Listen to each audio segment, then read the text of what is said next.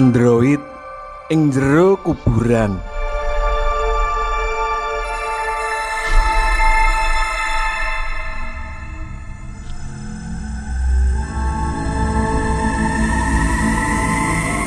Bali saka tilik dulur loro, Bayan Nuri langsung ngantor. Awit ing balai desa wis ditunggu wong akeh. Padha njaluk maneka surat kependudukan. Wis pirang-pirang dina iki dheweke ora ngantor. Saben ana warga sing tilpun mung disemayani. Jalaran isih wirawiri ngopeni adine sing lagi lara nemen. Rampung ngladeni warga sing butuh surat, Nuri gegancangan menyang kutha kabupaten. Urusan maneka laporan sing durung rampung ing dina sadurunge. Uga ing kantor pertanahan ngurus sertifikat lemah. Butuh wola-wali mlebu metu kantor agraria. Nadyan jamane wis sarwa online, nanging bab urusan sertifikat lemah prosese ora bisa cepet. Kudu menyang meja kono, meja kene.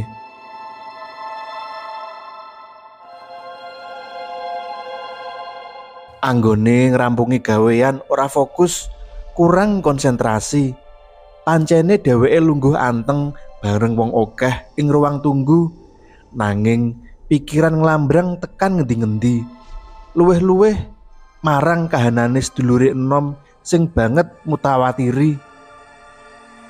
Mula nalika antuk panggilan nomor urut antrian, Nuri ora reaksi apa-apa, tetep lungguh delek-delek. Panyawange kotong. Lagi bareng pawongan ing jajaran jawil, Nuri gragapan. Age-age menyat saka lungguhe, banjur tumuju meja petugas. Ngulungake berkas marang petugas kantor pertanahan. Ditampa banjur diteliti sawetara data ing blangko jero map. Ditumpuk ana meja urutan antrian. Nuri kluntrang-kluntrung bali lungguh, ngenteni gilirane diceluk maneh. Nuri lungguh kaya sak kawit ing kursi antrian wujud stainless sing ngisor lan tembing geger ana bolong-bolongane cilik. Sinambi nunggu giliran, dheweke nyoba buka HP. Pranyata Ambarwati sisiane mentas ngebel. Arep ditelepon bali, Nuri rada pekewuh. Jalaran suarane bakal ganggu swasana ing ruang tunggu kantor dinas pertanahan iku. Nuri banjur buka WhatsApp. Pranyata Ambarwati wis nulis pesen. Surasane dheweke dijaluk enggal mulih. Jalaran larane sedulure sangsaya nemen. Kabeh keluarga wis ngumpul ana kono. Nuri kewuan anggone arep bales pesen. Nedya enggal mulih, nanging antriane isih dawa. Nanging yen ora cepet mulih, samar menawa ana apa-apa. Awit kahanane sedulure wis kritis. Ati nuranine nuntun supaya mulih wae dhisik. Sebab sing lara iku adine Cer. Berkas sing wis ditumpuk ditinggal ing meja petugas. Sadurunge mulih, Nuri pesen marang petugas yen dheweke ana keperluan wigati. Lagi manyuk mlebu lawang omah, sing wadon mapak karo gumremeng, ulate mbesengut. Sampeyan ki piye to, Pak? Dulur lara nemen kok malah ditinggal wong adoh. Kaya ora ana dina wae. Ujare sing wadon maido. Awake dhewe rak ya wis ajeg mrana mrene to, Bu. Karepku dina iki nglayani warga sing butuh surat-surat. Wis pirang-pirang dina aku ora ngantor. Banjur iki mau aku bablas menyang kantor pertanahan kabupaten. Antri proses sertifikate wong-wong kae. Ujare Nuri karo nyelehake tas cangklong ana dhuwur meja. "Ndang, ayo Pak, selak ditunggu dulur-dulur, ora perlu salin penganggo." Pamunggele Ambarwati karo mernahake jilbab sing durung trep penganggone. Wis rampung anggone macak kari budal menyang omahe adine. Durung nganti nyetater sepeda motor saka lawang pager, Eko Yulianto katon mlayu rada kesusu. Adine nomor 3 sing omahe siji desa kuwi aweh warta yen kakangne sing lara nemen ing Tuban wis tinggal donya. Nuri legeg. Ora suwe telepone Nuri uga muni. Didudut saka sak klambi banjur diangkat. Ana kabar saka ponakane ngenani Wahyudi sing wis tinggal donya. Nuri geganjangan nyengklak sepeda motore budal menyang Tuban. Lungkraing raga ora dirasa. Sak dalan-dalan gawang-gawang adine sing tinggal donya kuwi ing tlapukan mripat. Wahyudi banget cedhak karo dheweke.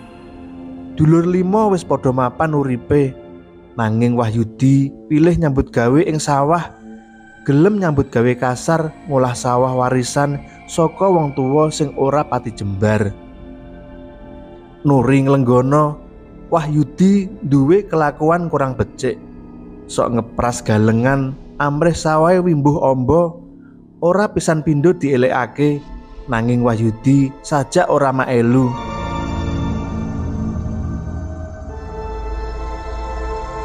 "Yud, mbok galengan iku ditambahi, aja dikepras nganti entek ngono kuwi. Mesakake yen ana kanca tani liwat, rekoso lan asring kepleset ngiwonengen." Panyaruwene Nuri nalika sak biyantu Wahyudi ndhaut winih pari. "Jan-jan iki kudu sepira gedene galengan sing kok karepake kuwi, Kang? Prasaku ya wis amba, cukup kanggo wong liwat. Yen isih kurang gedhe, apa kudu dipadhakake karo dalan kampung kae?" Wangsulane Wahyudi senggol. "Tegese iki ya sak madya, sing wigati gangsarake sapa wae sing liwat. Kowe rak isih eling pesene bapak nalika sugenge. Perkara lemah kuwi kudu sing ati-ati, jalaran urusane digawa mati." Wahyudi ora nggape, pilih iwut nggereti dautan winih sing arep ditandur sisuke. Dibanjur warata ditampah ing lahan ler-leran sing nedya ditanduri. Nuri ngelus dada. Adine kuwi pancen rada kaku watake, angel dituturi, nanging rehne ing antarane sedulur dheweke sing paling cedhak karo Wahyudi.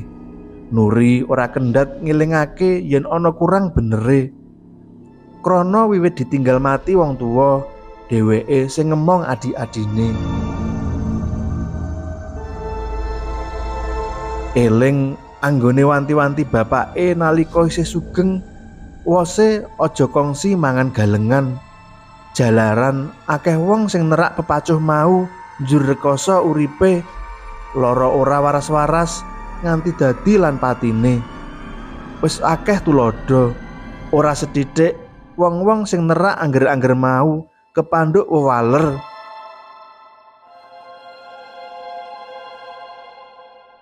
Nuri kaget dadak diklakson mobil ing burine. Lamunane buyar, sepeda motor sing ditumpaki oleng seleyat-seleyot. Ambarwati gremengi sing lanang merga nyetir kendaraan karo nglamun, ora konsentrasi. Sepeda motor mlaku rendet, disuda playune merga lalu lintase padet. Kendaraan sisih kiwa nengen lakune ngesuk.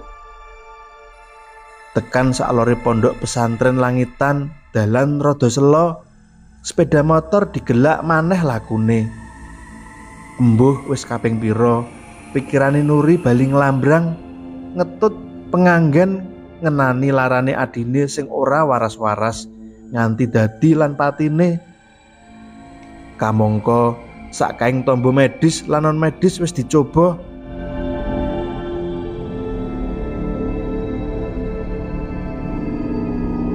Tekan papan kasripahan kahanan wis rame, jaga kendaraan rada ngiwa, pelayat wis wiwit teka siji loro. Keluarga tangga lan kanca padha mara, jero omah tekan jaba wis disiapi lungguhan. Kumpulan jamaah kematian wis ngadegake tenda lan jejer kursi. Mlebu jero omah, Nuri sak bojone dipapak keluarga liyane. Serinah bojone Wahyudi karo anake loro isih nangis. Wong-wong wadon padha lungguhan jagong, sak perangan liyane olah-olah kanggo mangan tenaga sing duduk kuburan.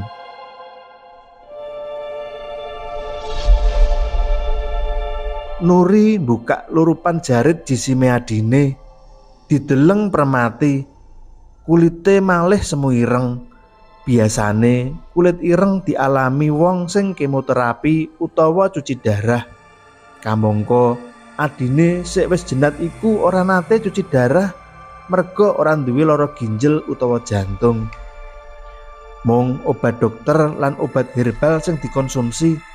Liyane kuwi mung pengobatan alternatif. Nalika ngedusi mayit distetekake meneh. Temenan pancen sak kujur pakulitane adine lanang kuwi katon semu ireng ora sak lumrahe. Dipikir jero digathuk-gathukake lelakon urip adine. Para dene panganggen kuwur kuwi enggal dikipatake adoh. Gelis maca istighfar kanggo dulur kinasihe. Muga pangeran ngapura sak kabeh dosa lan kaluputan. Sepira gedene dosa pangapurane Gusti Allah ngluwi donya saisine. Rampung dikafani, jisim enggal disolati ing musala kulon omah. Musala lingkungan ora pati akeh sing melu nyembayangake mayit. Musala cilik kuwi ora kebak jemaah, mung watara 3 baris. Kuwi wae ora jangkep saf pungkasan.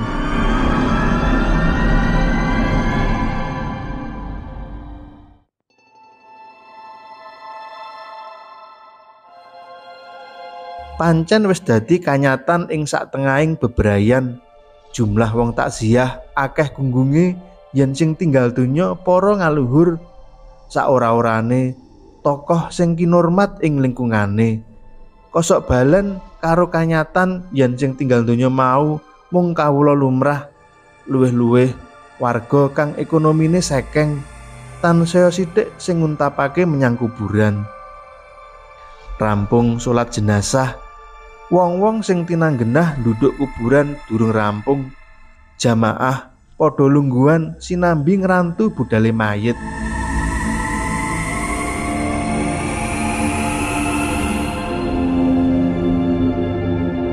Ana sing lungguhan karo rasan-rasan lakon uripe Wahyudi, sak perangan liya grombol ngadeg ing plataran musala. Sing dirembuk alane almarhum, cepet-cepet kupinge Nuri krungu dhewe underane rerasan bab tumindak adine sing seneng mangan galengan. Jebul sak suwene iki tangga kanan kering wis padha ngerti. Atine Nuri nangis ngrungu kabeh mau. Ya gene meh kemput padha ngrasani alane Wahyudi. Kamangka kudune takziah kuwi ndedonga nyuwunake pangapura marang sing wis mati. Ora malah metani kekurangane sing ora ana. Piye? Kuburane wis siap? Iki jamaah padha nunggu rampunge sing duduk kuburan. Takone Nuri marang Eko Yulianto sing lagi teka saka kuburan. Nanging Eko ora gage wangsulan, mung sirahe isih gedhek-gedhek, katon praupane sedih. Piye? Apa jenazahe siap diangkat merono? Nuri ngambali takon. Durung rampung, Kang. Lemahe alot. Nanging bareng diduduk bola-bali jugruk, akhire mindon gaweni. Ujare dulur enom kuwi karo narik ambekan landung. Kudune diantisipasi, amrih biasane ora jugruk lemahe. Uwes Kang, reka daya macem-macem wis dicoba, nanging lemahe terus amblek, duduke dadi suwe, ora rampung-rampung. Wusana wong loro pilih meneng sinambi ngrantu rampunge ngeduk kuburan. Rada minggir ing kidul musola, moh kumpul karo pentakziah liyane. Mundhak atine nelongso yen krungu wong-wong kuwi ngrasani Wahyudi. Dungkap surup srengenge jenazah nembe diangkut menyang kuburan. Kuwi wae kanthi luweng durung sampurna, ora nut ukuran sak pengadeg, sak penggawe kaya umume. Krana kahanan sing baku, mayit bisane enggal dikubur. Pranyata wong-wong padha ora ana sing gelem nyemplung luwangan. Nuri lan Eko akhire ngalahi jegur juglangan, mapanake mayit apa mestine, ganjel gulu lan nemplekake pipi yang lemah. Sakwise dibuka saperangan mori, banjur diadani lan diikhomati. Nalika lemah saka dhuwur wiwit nguruk jenazah, Nuri krasa ana sing aing. Kuburan krasa ciut, dheweke keplepeken kentekan napas. Bumi krasa geter, Nuri age-age mlumpat munggah. Lemah buangan enggal diurukake, rada kesusu saka kadowan wis keprungu adzan maghrib. Rampung adzan, Modin enggal maca talqin kaya pakulinan sing lumaku ing daerah kono. Nanging wong-wong wis ora jangkep, akeh sing disiki mulih.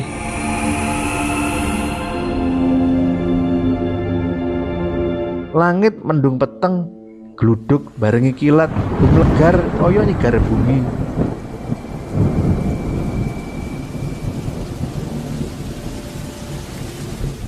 Karo mlaku mulih, Nuri ngrayangi sak klambine.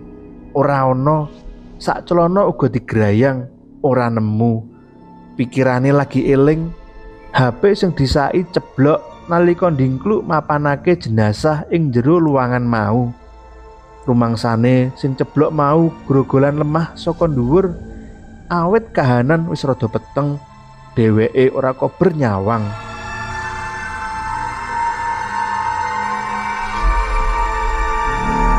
Sing genah, HP Android duweke katut kapendhem bareng jenazah, ketindian suwalike pocongan mayit. Arep dibongkar ora mungkin, mendah rerasane wong akeh pilih ngeklas kelangan HP.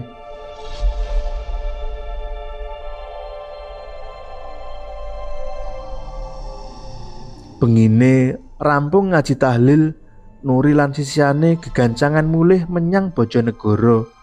Lakar ing omah uga ngrumat wong tuwa sing wis sepuh lan lara laranen. Ing pangangkah nedya bali mrono meneh yen tahlil 7 dinane.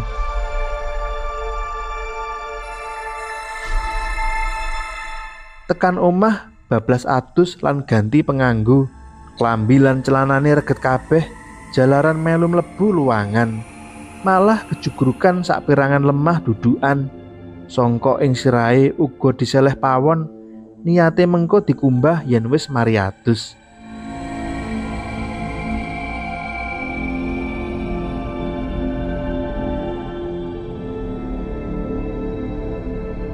Bengi nalika mapan turu, eling HP sing ilang. Nyilih HP-ne sing wadon, arep nyoba kanggo ngebel nomere. Mbok menawa isih keri ing papan liya sing ora kadinangan. Ancas sekawit mung laku iseng. Nanging bareng dicoba dheweke kaget setengah mati. Jebul nomor telepon mau sambung. Kaya krungu swarane adine jerit-jerit njaluk tulung. Wula-wali swara mau terus keprungu, banjur kaya ana swara lemah amblek nyepit mayit ing jero kuburan. Kesusul swara aneh banter gegirisi. Nuri kaget kami weden, krekal tangi saka peturon, banjur refleks nutupi kuping sing krungu swara sing gawe giris mau.